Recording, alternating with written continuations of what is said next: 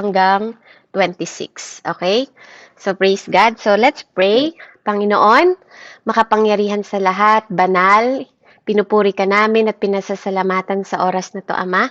Muli po, Panginoon, salamat po na pinagtipon mo ang mga kabataang ito, Panginoon, na willing po, Ama, na makinig sa iyong mga banal na salita, Ama. Maraming salamat po, Panginoon, sa mga puso ng mga magulang na patuloy pong in-encourage, Panginoon, ang mga anak nila, Panginoon, Lord, na makarinig ng mga salita habang sa murang edad nila, mahubog po sila, Panginoon, sa will mo, Panginoon, at sa way mo, Panginoon, sa kanilang buhay habang sila ay bata pa.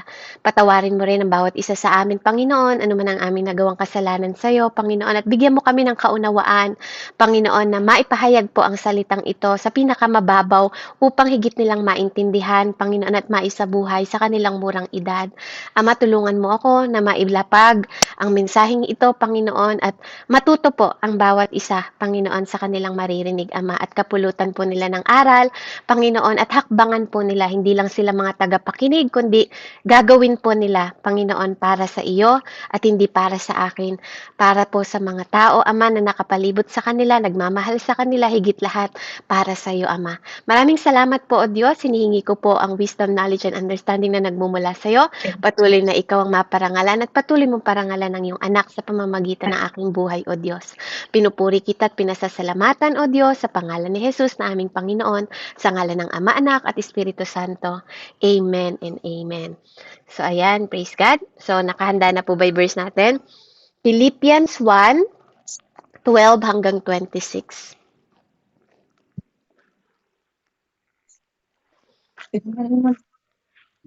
Okay na po. Amen. Sige po, Si Kristo pakibasa. ang buhay. Mga kapatid, nais kong malaman ninyo na ang mga nangyari sa akin ay nakatulong ng malaki sa ikilalaganap ng magandang balita.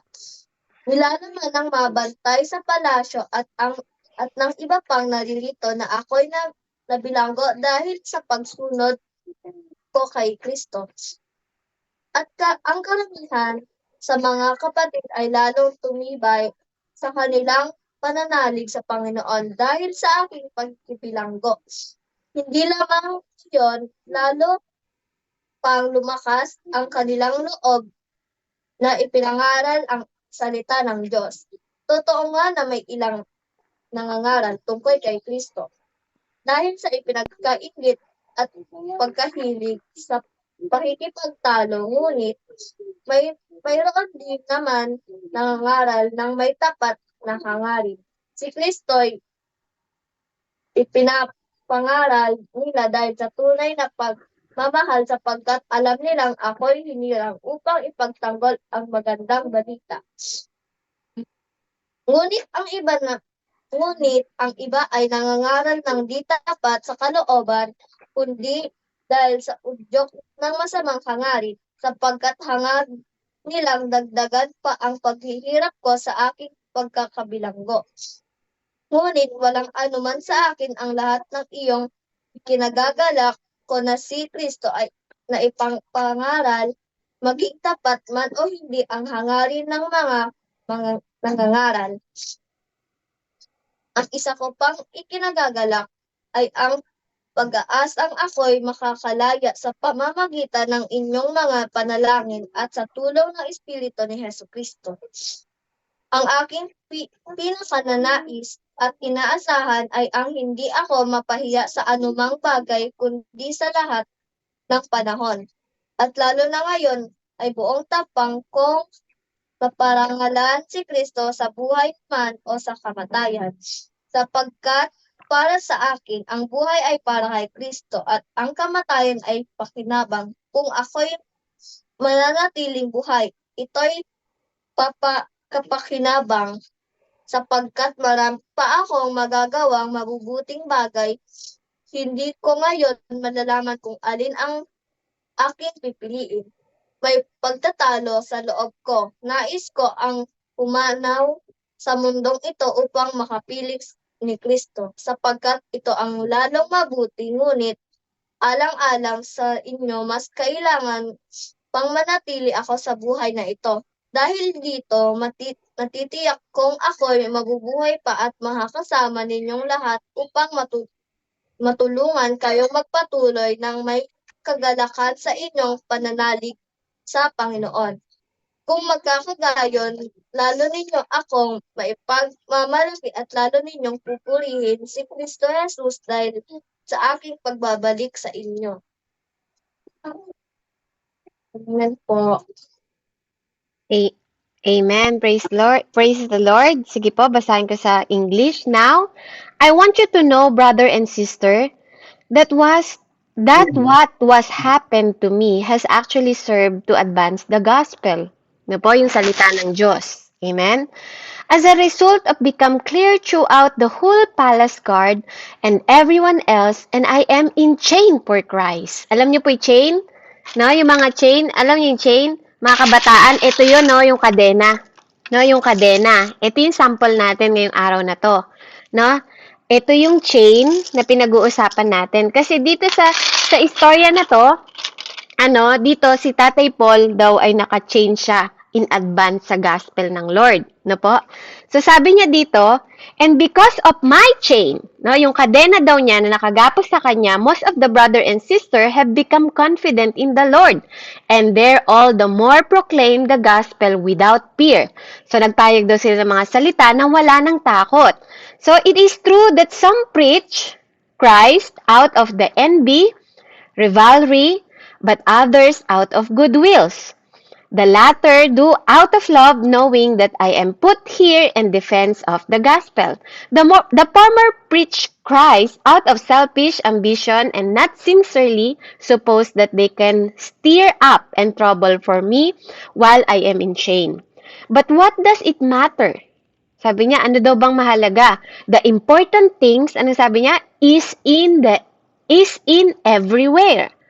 Whether false motive or true, Christ is preached. And because of this, I rejoice. Yes, I will continue to rejoice, for I know that through your prayers and God's provision of the Spirit of Jesus Christ, what has happened me will turn out for my deliverance. Eagerly expected hope that I will no way be ashamed. Di na daw siya mahihiya. Di siya nahihiya. But will have sufficient courage so that now always Christ will be exalted in my body, whether by life or by death. For me, to live in Christ and to die is gain.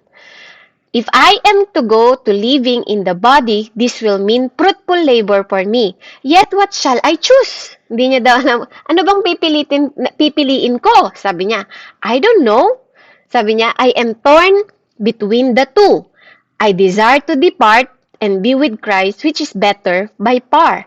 But in more necessary for you, that I remain in the body, convinced of this I know, that I will remain and I will continue with all of you for your progress and joy in the faith, so that through my being with you, again, your boasting in Christ Jesus will abound to your account of me.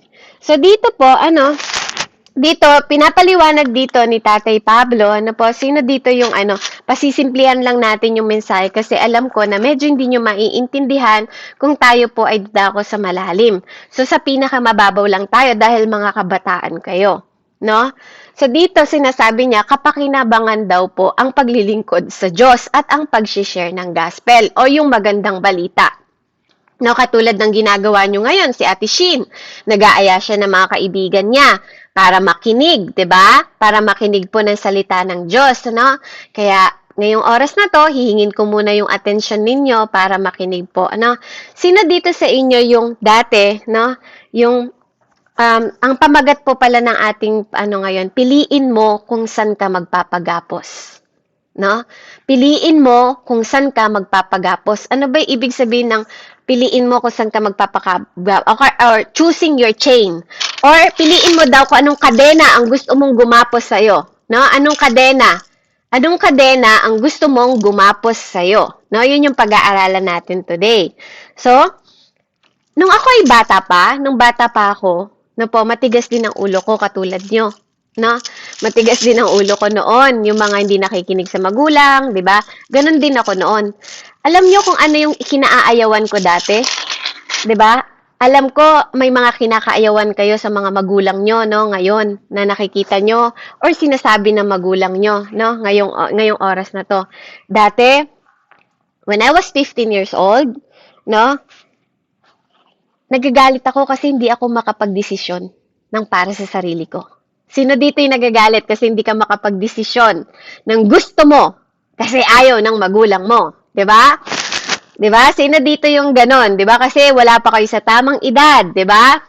Naiinis kayo. Tapos lahat ng gagawin ninyo, Oh. kailangan yung wag kayong magsasalita yung mga anak ko. Kailangan yung ano lang kayo, mag-i-emoji lang kayo, mag-heart lang kayo, magre-raise hand. Ayan. So, nawawala tuloy ako. Pati yung mga suot na damit, 'di ba? Hindi ka magkaroon ng na, ng pribilehiyo na makapagsuot kung anong gusto mong damit kasi nga lagi kang tinitingnan ng nanay mo, 'di ba? Na bakit yan yung isusuot mo? Hindi mo mapili yung gusto mo, 'di ba? Yung mga age ninyo Ikaw na ngayon, ikaw. i-mute nyo nga yan. I-lock nyo po yung mga ng mga bata. Ayan, so, ayan ha, wag kang, tapos, alam ko, tapos, pati, di ba, pati mga suot nyo, tapos, hindi ka din pwede, di ba, na mag-drive. Hindi ka pa pwedeng mag-drive, 'di ba? Kasi, 'di ba, dahil sa murang edad mo pa, syempre may mga limitasyon ka, 'di ba? Dahil hindi ka pwedeng makapili, hindi ka rin pwedeng basta-basta sumama sa iba't ibang kaibigan, tama? 'Di ba? Pag nakikita ng mga magulang ninyo na sumasama kayo sa mga kaibigan na mga naninigarilyo, nagiinom, syempre walang mga magulang na ganun ang gusto or kaya walang ibang gusto kundi maglibot na maglibot, maglaro ng maglaro, mag-computer dito, mag-computer doon, wala nang iniintindi, hindi na makatulong sa pamilya or sa bahay, sa tahanan. Diba po? 'Di ba? 'Di ba? Nahi-hate ba kayo sa mga ganun na nangyayari sa buhay nyo, ngayong kabataan ninyo? No, kasi dito, ngayon, 'di ba, ang hirap.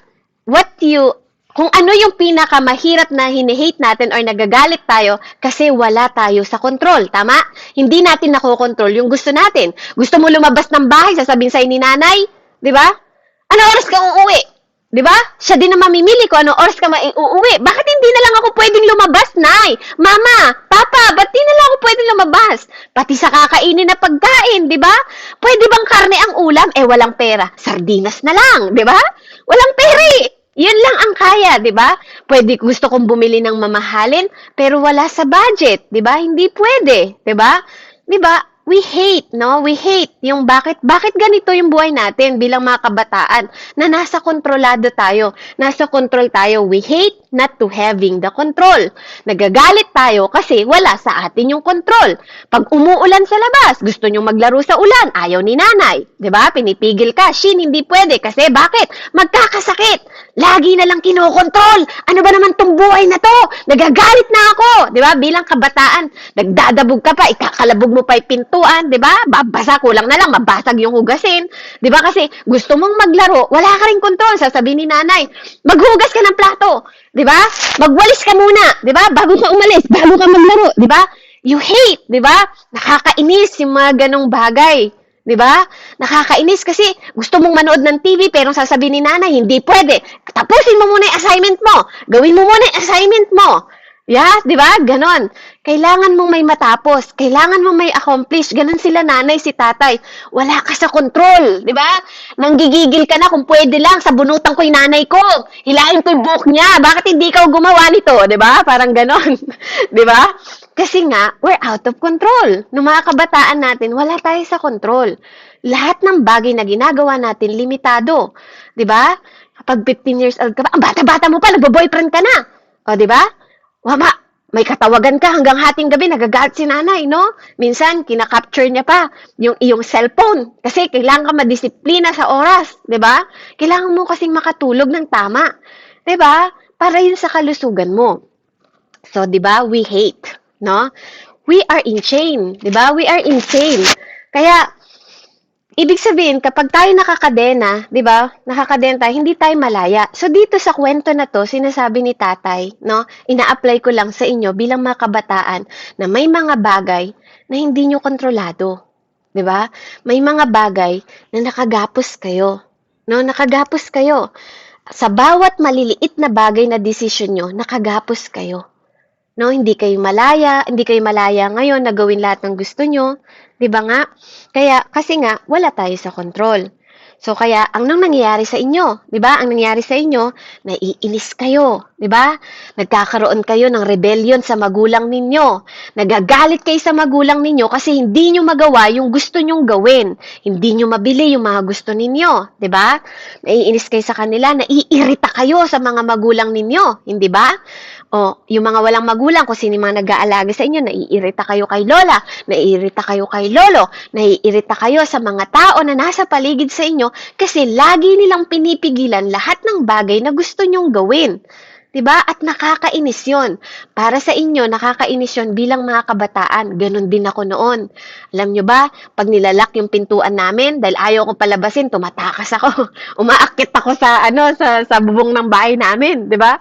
Ganon din ako noon. Kaya naiintindihan ko kung ano yung mga sitwasyon ninyo. Kaya nga yung mga nanay natin ngayon, at yung mga tatay natin, sinasabi nila, anak, papunta ka pa lang, pabalik na ako, 'di ba? Anak, hindi ako pinanganak kahapon, 'di ba? Para lokohin mo ako, 'di ba? Ganon yung mga salita ng nanay at tatay sa atin, 'di ba? Kasi alam nyo kung bakit? Kasi sila din noon matigas ang ulo parang ako. Kaya ganon, 'di ba? Kaya ganon sila. Kaya mahirap din silang kontrolin noon. Kaya yung mga nanay at tatay nyo, maagang nag-asawa. Kasi hindi nakikinig sa mga magulang nila. Parang ako. Parang ako lang yun. 'Di ba? Kaya ganun yung sinasabi namin sa inyo. Ganun yung pinapangaral namin sa inyo. Kasi nga, 'di ba? Ganun yung ginawa namin noon. Kaya ayaw naming ulitin ninyo yung bawat mga gapos namin kung saan kami nakagapos noon. 'Di ba? At hindi yun masama, mga anak. Hindi masama na binabawal tayo ng mga magulang natin. No? Lagi niyong iisipin, hindi dahil kinokontrol namin yung mga gusto niyong gawin sa buhay, kundi gusto namin na magkaroon kayo ng magandang buhay sa kinabukasan. Dahil alam niyo kung bakit? No? Sa buhay ni Tatay Pablo, marami siyang mga bagay na ibinintang sa kanya na hindi niya naman kasalanan kung bakit siya nakakulong. No? Yung pagbahayag niya ng salita ng Diyos, 'di ba? Tinatawanan siya ng ibang tao, inaakusahan siya kaya siya dinala sa prison. 'No ba? Pero alam niyo ba na sa kwento ni Tatay Pablo, nung siya ay nakulong dahil ayaw ng mga tao na maghayag siya ng salita ng Diyos, lalong lumakas yung mga tao nung panahon na nakulong si Tatay, no? Nakulong si Tatay Pablo noon, alam niyo ba na nagwo-worship siya sa loob ng kulungan? At alam niyo ba na naghimala ang Panginoon noon nung siya ay nagwo-worship? Alam niyo pag kumakanta siya, nagpe-pray siya sa Panginoon na sa kabila ng bawat gapos niya, sa kabila ng kadena niya sa prison, 'di ba? Nakalagyon habang siya ay umaawit, no? Hindi lang siya, pati mga tao sa prison, nakalagpo yung kadena habang siya ay umaawit, no? Kaya maganda na nagbabasa kayo ng Bible para alam niyo yung kwento, no? Habang umaawit sila, imbis na umiyak siya, imbis na magalit siya sa Diyos, imbis na sisihin niya yung nanay, imbis na sisihin niya yung Panginoon kung bakit siya nakukulong, alam niyo, kabaligtaran lahat ang ginawa ni Tatay Pablo. Alam niyo kung bakit? Kasi sabi niya, mas mahalaga para sa kanya ang mabuhay para sa Diyos. No? Ang ipakalat ang magandang balita na nakapagliligtas ng mga kaluluwa at ibang tao. No? Yung mga bagay na ayaw nyong ginagawa sa inyo ng mga magulang nyo dahil kinokontrol kayo, kasi alam nila ng mga nanay na mapapasama kayo. At napakadelikado nun. Alam nyo kung bakit? Diba? Kung bakit ang sample natin, 'di ba? Mag-worship kayo habang bata kayo kasi maaaring yung mga kapatid dito, yung mga kaibigan ni Ate Shin, hindi pa kilala ng mga magulang nila yung Panginoon, 'di ba? Pero pag narinig kayo ng mga nanay ninyo, 'di ba? Na umaawit kayo tungkol sa Panginoon, 'di ba? Kahit yung mga Tagalog lang na kay buti-buti mo Panginoon. Pag narinig kayo ng nanay ninyo na hindi nakakakilala sa Panginoong Diyos, baka sila mamangha pa sa inyo kasi umaawit kayo. 'Di ba? Turuan niyo yung mga magulang ninyo. Kung nakikita niyo sila na mga lasinggero, nakikita niyo sila lagi sa sugal, baka kayo, 'di ba? Baka kayo ang pinili talaga kayo ng Panginoon. Ano po, hindi aksidente na nandito kayo. Kaya napakahalaga na may mga bagay sa buhay natin na alam ko hindi nyo pinili yung buhay ninyo. No? Yung ibang bata dito, marami sa inyo, hindi nyo pinili yung sitwasyon ninyo. Tama ba? Yung sitwasyon nyo ngayon, hindi nyo pinili. Hindi nyo piniling maging mahirap. Tama? Hindi nyo pinili yon.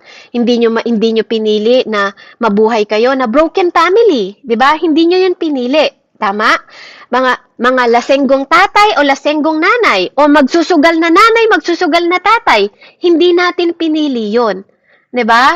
Kaya kaya maagang namatay yung tatay mo or maagang namatay yung nanay mo. 'Di ba? Hindi mo pinili yung mga bagay na 'yon, nako? O kaya yung iba hindi makapag-aral kasi walang pang-paaral yung magulang. Hindi mo pinili 'yon. It's not your choice, tama? Dahil sa murang edad mo. Dahil ngayon limitado pa ang lahat ng desisyon na ginagawa mo. Lahat ng bagay na 'yon hindi mo pinili. Hindi mo rin pinili na hindi nyo mabili lahat ng gusto ninyo.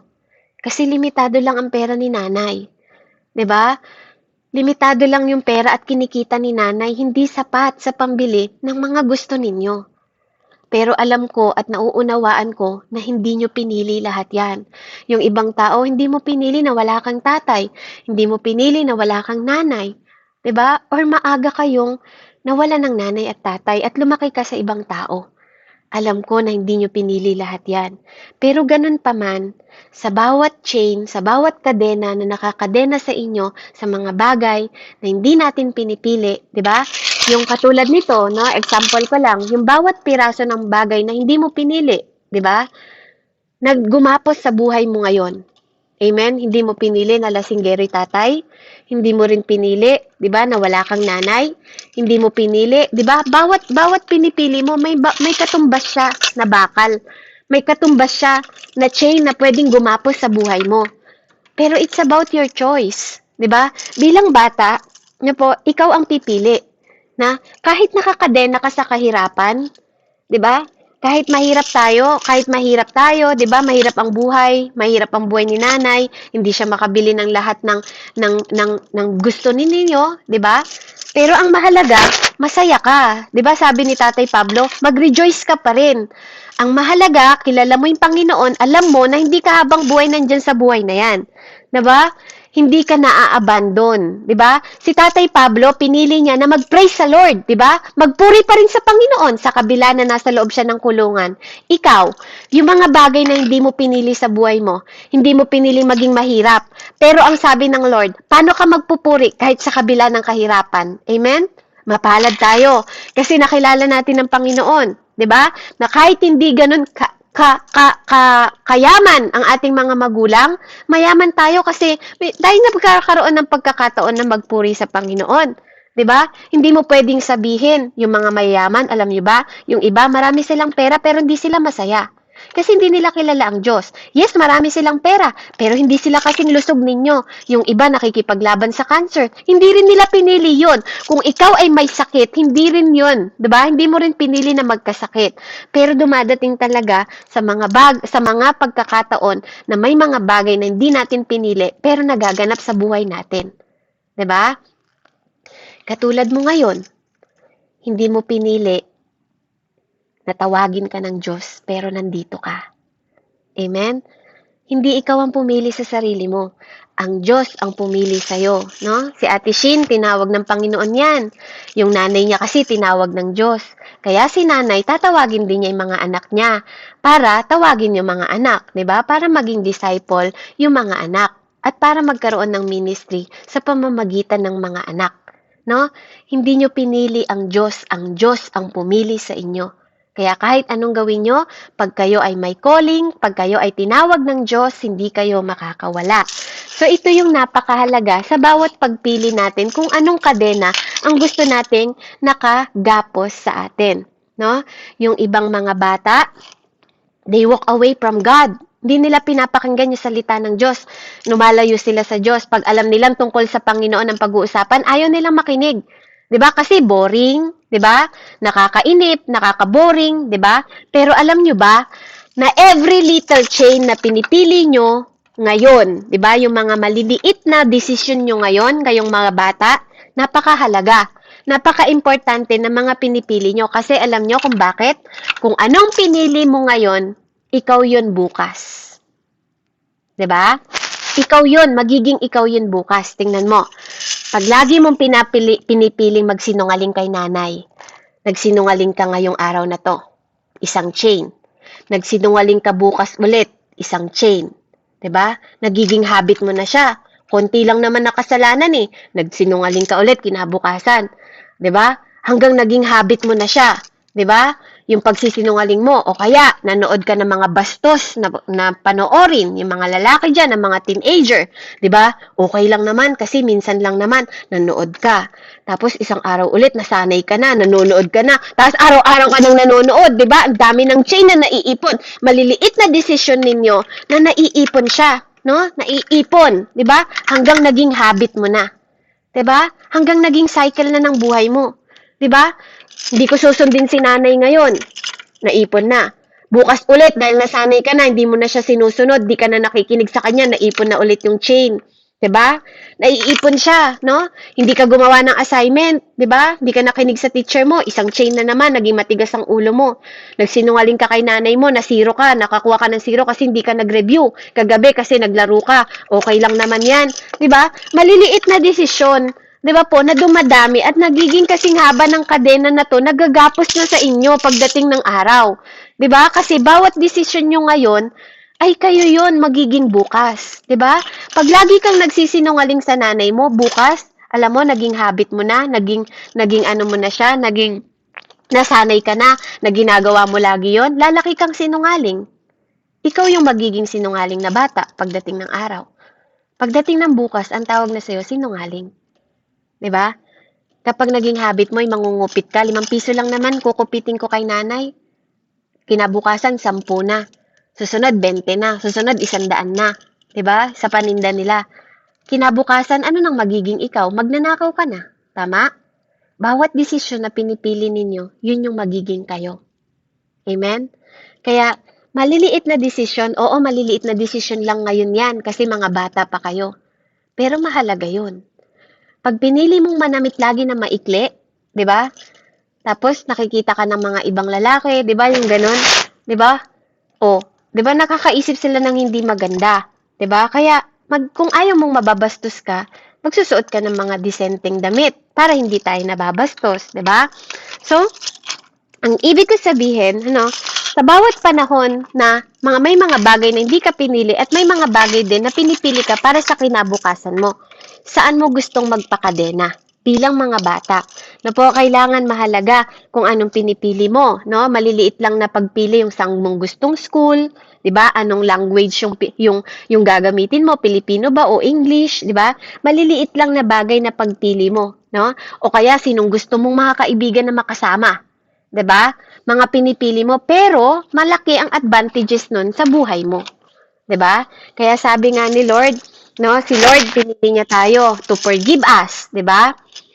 To cleanse us, nalinisin niya tayo, patawarin niya tayo, turuan niya tayo ng magagandang mabubuting asal. 'Di ba? Turuan niya tayo na makasunod sa lahat ng utos niya. Turuan niya tayo na magmahal ng kapwa natin at mahalin ng Diyos, 'di ba? Mahalin ang ating mga magulang at sundin sila, 'di ba? Kaya yung mga malalaking mga desisyon nyo na pag-aasawa pagdating ng araw, 'di ba? Matagal na panahon pa. Nawa, no? Kung wala pa kayong mga girlfriend at boyfriend, 'di ba? Yung mga small thing na choices nyo ngayon, no po, pwedeng umalipin sa inyo. Amen? So, Kiel, can you come to my room for a while? At i-instruction ko sa inyo no, kung paano yung mga small things. Nakakausap siya ni Daddy dyan. Okay, ikaw na lang anak. Nakabis ka na ba? Okay, punta ka dito. 'Di ba, yung mga maliliit na bagay na pinipili ninyo ay pwedeng maging gapos ninyo. Pwedeng ito yung magtali sa inyo, no? Every little things na makakasanayan nyo sa buhay ninyo.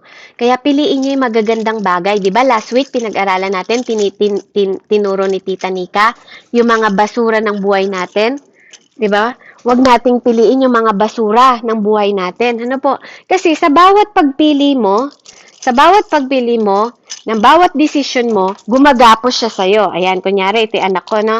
Yung anak ko, nakagapos siya, no? Nakagapos na siya sa mga bagay na pinili niya, no? Kasi nga, yun na yung nagtali sa kanya hanggang paglaki niya. Ngayon, yung kaaway natin, yung demonyo, 'di ba?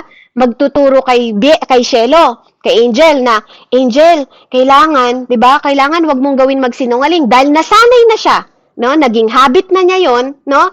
Kahit pa anong gawin kong pigil sa kanya, kahit anong gawin kong hila sa kanya, sinusundan na siya lahat, no? Lahat ng pagsisinungaling na ginawa niya simula ng bata siya, no? Yun na yung gumagapos sa kanya. Kaya sunod-sunuran na siya.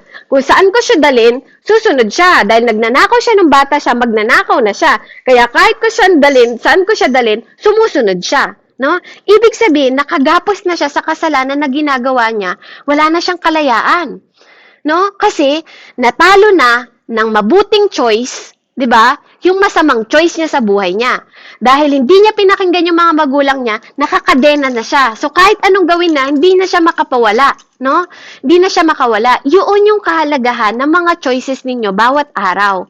No, mahalaga yung mga mabubuting bagay, salamat anak. Mahalaga yung mabubuting bagay na kung saan kayo magpapagapos. Kaya, maging matalino kayo sa pagpili ng mga bagay na gagawin ninyo at desisyon ninyo. Kasi every little chain na ginipili nyo, ang gagapos sa inyo paglaki ninyo. No? 'Di ba?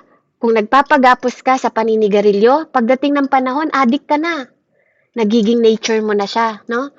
Nawawala yung identity mo bilang anak ng Diyos. 'Di ba? Nawawala na yung pagkakakilala mo bilang anak ng Diyos, 'di ba?